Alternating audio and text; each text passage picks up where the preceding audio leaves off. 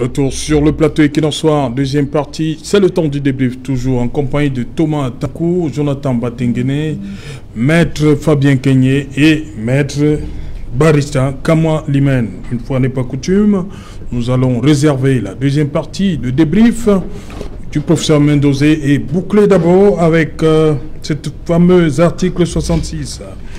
Il est dit que les personnalités...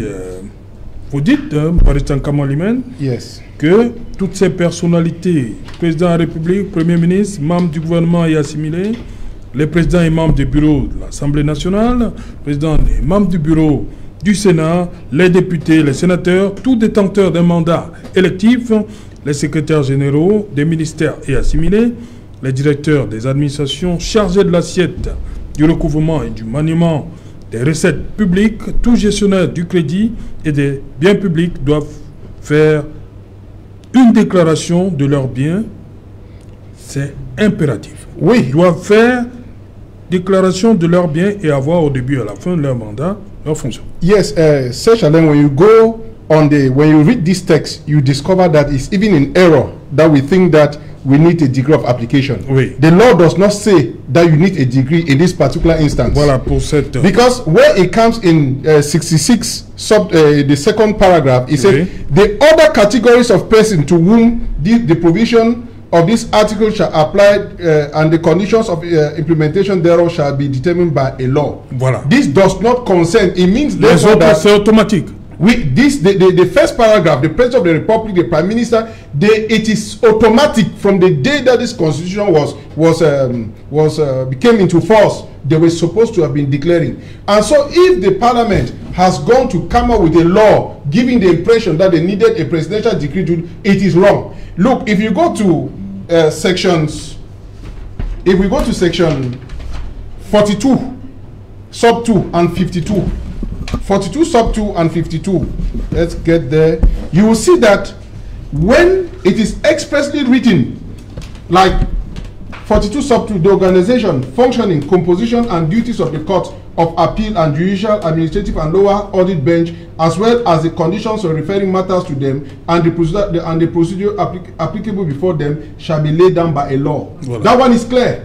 When you go, par la loi. Yes, when you go now to 52, section 52, it says the same. It will tell you explicitly that there is a law that you need. 52, a law shall lay down the organization and functioning of the Constitutional Council, the conditions for referring matters to it, as well as procedure applicable before it. I challenge the government, I challenge the Cameroon government, I challenge the presidency to tell us that where it is provided in this constitution that we need a presidential decree to make it enforceable. And another thing, you know, it is stupid to think that you need any law to enforce a constitution. The constitution is a grown-up, and it is the one that gives validity to the other laws. So I challenge the legal minds in this country. We've been duped so far to believe that we need a decree to apply this section of the law. Maître Fabien Kenyé, je crois le deuxième paragraphe est clair. Une loi détermine les autres catégories de personnes assujetties aux dispositions du présent article et en précise les modalités d'application. On ne parle pas de loi pour les autres. Ça, j'ai là entre mes mains un recueil de textes dans la Constitution. C'est-à-dire un recueil de textes produit par le ministère de la Justice, dans lequel il est inséré la Constitution, dans l'article 66 dont nous parlons, qui relève du titre 12 des dispositions spéciales de la Constitution. Ce que mon confrère a dit concernait le premier alinéa de l'article 66. Ça dit qu'il est impératif. Voilà. Il n'a pas besoin d'un texte d'application. Il n'a besoin ni de la loi, ni d'un décret pour s'appliquer. Il est d'application immédiate. C'est-à-dire dès lors qu'on a eu programmé, autant pour moi, la Constitution, elle s'impose à toutes les autorités qui en sont concernées, dont le président de la République, les ministres et autres. Pour dire quoi? Qu'à la date d'aujourd'hui, ça c'est avant de répondre à votre question, pour dire qu'à la date d'aujourd'hui, toutes les personnes qui sont passées depuis la promulgation de cette constitution l'ont suffisamment violée et sont même passibles de l'infraction de haute trahison. Oui. Ça, c'est clair. Oui. Pour avoir violé cet article-là, c'est impératif. Donc, il n'y a même pas, on n'a pas besoin de texte d'application, on n'a pas besoin de décret. En ce qui concerne le second alinéa, qui dit une loi détermine les autres catégories de personnes assujetties aux dispositions du présent article, en précise les modalités d'application. Même là, ça veut dire que c'est une autre catégorie qui exclut les premières personnes. Voilà. Et cette loi, comme je l'ai dit, c'est en application de cette deuxième alinéa de l'article 66 que la loi numéro 2003/2006 du 25 avril 2006 sur la déclaration des biens a été votée à l'Assemblée nationale. Quand bien cette loi a été votée, la Constitution ne prévoit même pas le décret d'application. À la date d'aujourd'hui, c'est-à-dire 19 ans plus tard, il n'y a pas toujours de décret d'application. Voilà. Que faut-il comprendre davantage? En réalité, nos gouvernants se sont moqués du constituant. Ouais. C'est-à-dire, le constituant, c'est qui? C'est le peuple, ou tout au moins ceux que nous avons désignés pour mettre sur pied ces contrats sociaux qui devaient régir nos relations. Voilà, merci pour toutes ces précisions. On va donc passer au débrief du journal. Le professeur Gervais Mendozé s'en est allé ce jour. Thomas Tankou, qu'est-ce que vous retenez de cet enseignant d'université, ce professeur agrégé de stylistique et de linguistique et de stylistique française? Oui, nous garderons du professeur Gervais Mendozé l'image d'un brillant enseignant. Rappelons ici que, tel qu'on le disait tantôt, qu'il a commencé à enseigner à l'université, il n'avait pas encore 30 ans. Ouais. Donc, c'est rare. C'est vraiment rare. Oui. C'est vraiment rare dans ce pays. Bon, ben, ces dernières années, il y a beaucoup de choses qui ont entaché sa vie professionnelle et autres. Il est rentré en prison. Nous regrettons le fait qu'il soit décédé sans être gracié, comme une folle rumeur nous a fait croire ici. On ne comprend pas où est-ce que les journalistes sont allés faire dans le vaudou pour nous expliquer dans les réseaux sociaux que Gervais Mendozé avait été gracié. Personne de nous n'a jamais rencontré un texte comme celui-là quelque part. Donc, et ça remet encore au goût du jour la problématique des détentions arbitraires. Vous convenez avec moi que plus du tiers des prisonniers actuellement, ce sont toujours des gens en attente de jugement. Pourquoi ne pas juger les gens et puis soit les condamner, soit les libérer? Et pour la plupart, du moins ceux qui sont encore en prison, j'ai une pensée particulière à Amadou Vamoulke, qui, du fond de sa cellule en Kondengui, crie sa rage. Donc, tout à l'heure, Maître Kenny revenait encore sur cette histoire des décrets d'application, par exemple, revenant à l'article 66, alinéa 2. C'est maintenant, en juriste, il décortique pour nous faire comprendre qu'en principe, il ne faut pas un décret d'application spécial pour pouvoir appliquer cet article-là. Donc, il est temps, plus que jamais, que nous essayons de voir dans quelle mesure décongestionner les prisons. Ok. Jonathan Batenguele, il y a quelques jours, une image du professeur Gervais Mendozé a circulé et s'est posé le problème de l'évacuation de ces, on a appelé les prisonniers, l'opération épervier. Nous avons même organisé un débat là-dessus. Pourquoi certains et pas d'autres bénéficient de ces évacuations? Personnellement, cet épisode-là que vous gardez, professeur Mendozé? Personnellement, ma position sur les questions d'évacuation sont un peu claires. Oui. Si les vous étiez sur ce plateau, vous étiez là ce soir. Les évacuations, si on doit les accorder, accordons-les à tout le monde. Parce qu'il y a les petits voleurs de poules qui sont dans les prisons, qui sont malades et dont on ne se soucie pas. Pourtant, la majorité de la grande élite qui est en prison pour les questions de détournement a contribué à fabriquer ces petits voleurs de poules. Donc, on ne peut pas avoir un traitement de 2 poids 2 mesures. Il faudrait avoir un traitement égal.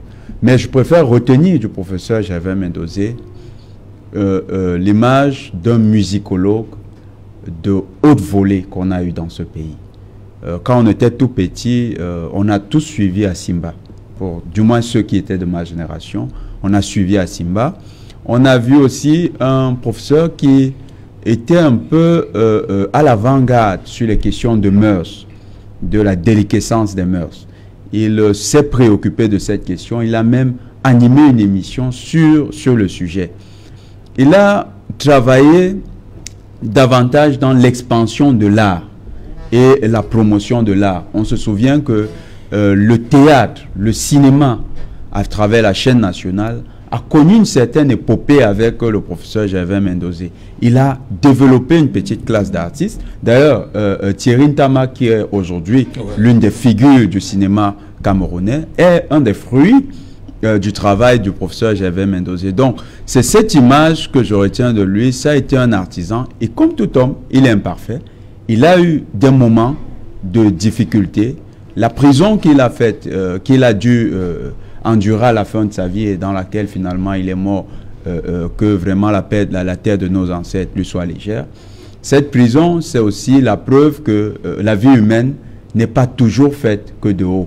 Elle est aussi faite de bas. Donc il a eu des moments de faiblesse, c'est ces moments de faiblesse qui l'y ont conduit. Maintenant, on aurait pu avoir un traitement si eux-mêmes avaient géré la fortune publique de manière exemplaire. On aurait pu avoir des hôpitaux dignes de ce nom. On aurait pu avoir des prisons dignes de ce nom. Je pense surtout au ministre de l'administration territoriale, qui en son temps déniait le caractère inhumain de ces prisons et qui aujourd'hui malheureusement s'y retrouve dans des conditions encore injustes que lui-même il décrit. Donc peut-être ils sont en train de subir quelque chose que pendant longtemps ils ont regardé avec distance. Et c'est aussi un message à l'endroit de ceux qui dirigent. Ceux qui dirigent aujourd'hui, qu'ils sachent que lorsque le pays est déshumanisé, lorsque des espaces d'inhumanité existent, ces espaces ne sont pas que l'apanage des populations, des parias qu'ils voient dans la rue. C'est aussi un espace qui pourrait devenir leur espace d'accueil demain. Okay. Donc toutes ces zones d'inhumanité doivent être aménagées. Et pour cela, il faut une bonne gestion de l'État. Barrister Kamalimen, you have to say, let Professor Gervais Mendozé from now? Unfortunately, yes. And you see, Serge, I feel terrible. I feel bad about the situation because we just wasted him. Oui. We wasted him. And in my opinion, there's been a violation of his rights, human rights. Oui. He was sick. And I think that if they gave him the appropriate medical attention, he would not have died. And you see, it comes back to the raison d'etre of the Special Criminal Tribunal in Yaoundé. One of the aspects of that court is that those who are accused, if they pay back what they're accused of being misappropriated, they must be released. Yeah, they should be released. Why don't the Cameroon government, in my opinion, should lay more emphasis on that than sending those people to prison? Now that he's dead, has he paid what he's accused of being to have embezzled? He has not. And you see, look, I felt terrible when I heard the cry of Vamunke, where he said that he has gone to court and his matter has been adjourned for almost 5 years. You see, we talk and laugh about it, or you don't give so much importance to it, but it is bad. Alan, it is a very bad thing. You see, he has not been heard. He has not been given the opportunity to be heard. And you see, we look as if it's happening to him. We fail to know that if the system does not change, it will come back to us. Just like he was saying, those people, when he was a Minister of Territorial Administration, he would have done something for the prisons. He didn't do, and he finds himself today. And so that is the same thing that all of us, we should decry and really speed up the judicial procedure in this country so that justice can be rendered. I regret, honestly, the fact that Mendozé is dead. I address my sincere condolences to the family, and I think we've learned something again. Maître Fabien Kenyé, vous m'avez dit comme ça que c'est un serviteur du régime qui s'en va. Ça, je ne sais pas si je dirais serviteur du régime, toujours est-il qu'il a... Fidèle même. Longtemps œuvré dans ce régime, et voyez-vous dans quelles conditions extrêmement inhumaines il décède. je voudrais dire déjà paix à son âme, non sans adresser mes condoléances à sa famille qui a certainement perdu un membre, ainsi qu'aux membres de sa chorale, dont malgré son statut professionnel aura pendant un bon bout animé le paysage médiatique camerounais ou le paysage de la chanson, comme l'a dit Patengene. Cela dit, je voudrais dire, peu importe la condition ou la situation professionnelle d'un être humain, il y a quelque chose de plus précieux qu'on ne devrait pas enlever à un être humain. La dignité, le simple fait d'être un être humain. Vous avez vu dans quelles conditions ce monsieur s'est retrouvé à la prison de Koding. Et ça, voyez-vous, c'est un monsieur qui avait atteint un tel rang social, en arrive à se retrouver comme une loque humaine. Je voudrais vous inviter un tout petit peu à imaginer ce que peuvent vivre les petits voleurs d'œufs, ceux qui vivent à Newbel. La peine d'emprisonnement n'est pas la condamnation à mort. C'est l'occasion d'interpeller nos structures pénitentiaires, qu'elles comprennent que quand bien même on est en prison, ce n'est pas pour mourir. Malheureusement, nos prisons sont devenues des véritables mémoires. Et lorsque je dis Serge Alain, ça me revient en surface. J'ai occulté tout à l'heure un dossier brûlant qui occupe le paysage politique camerounais. Je plains extraordinairement, avec presque un cœur qui saigne, la situation de mes amis politiques, les Salomon Béas, les Guessant d'Orgelès, les gens de Sidonie et autres qui croupissent aujourd'hui à la prison de Newbel. Pas plus tard que hier, j'ai accompagné, ou avant-hier, j'ai accompagné une femme devant un juge qui m'a dit qu'elle dormait dans la cour et son corps, elle souffrait de la gale pour avoir tout simplement marché. Je ne sais pas quel sort lui sera réservé demain. Nous avons atteint dans ce pays un tel degré d'inhumanité qui devrait interpeller tout le monde. Ça, vous savez, chaque mort devrait nous enseigner sur nos conditions humaines. Cette mort m'interpelle. Peu importe ce que le professeur Mendes aura fait, il n'est plus temps de jouer ce mort, il ne nous intéresse plus. Sa mort devrait servir à ceux qui nous gouvernent.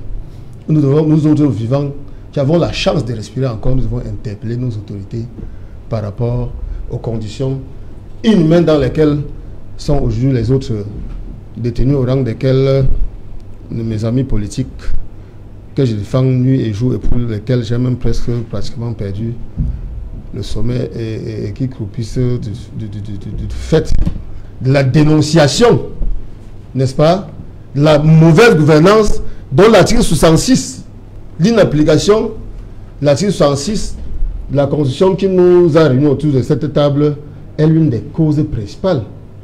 Vous vous imaginez. Toutes ces personnes sont en prison, non pas parce qu'elles ont commis quelque crime que ce soit, c'est parce qu'elles ont tout simplement voulu attirer l'attention de nos dirigeants sur le respect de la condition du contrat social que nous avons arrêté nous-mêmes. Ok. Merci, professeur Gervais Mendozé, il vous l'a dit. Avant 30 ans, il était déjà enseignant de linguistique et de stylistique française à l'université de Yaoundé à l'époque. Il est directeur général de la Cameroun Radio Television entre 1988 et 2005. Et après, il sera ministre délégué auprès du ministre de la Communication. Mais comme il vous l'a dit également sur le plateau, Maître Fabien Kenyé, il est fondateur de La Voix du Cénacle. Le professeur Gervais Mendozé, dans l'une de ses œuvres, le chef-d'œuvre, je veux dire, le Christ est ressuscité. Je vous retrouve après.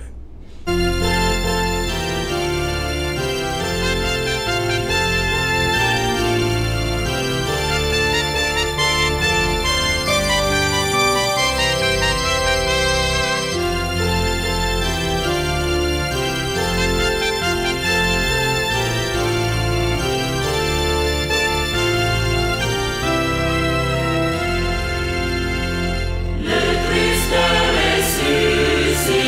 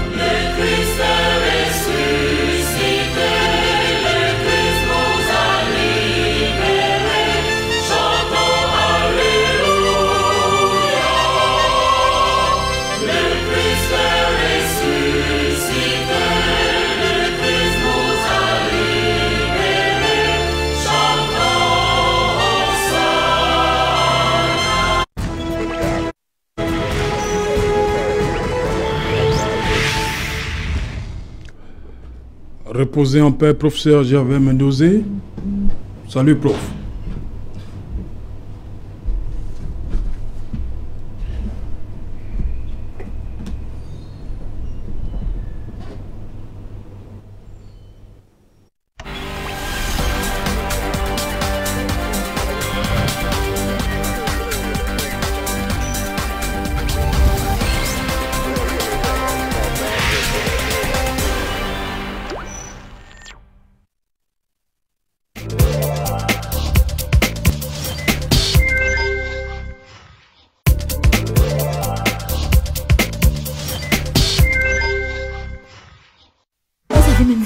Ces jours-ci.